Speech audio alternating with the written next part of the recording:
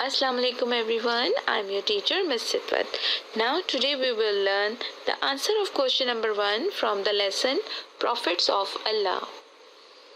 So question number 1 is, who is the last prophet of Allah? What is the question?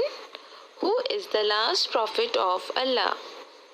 And the answer is Hazrat Muhammad sallallahu alaihi wasallam is the last prophet of Allah. Now repeat the answer with me. Hazrat Muhammad sallallahu alaihi wasallam is the last prophet of Allah.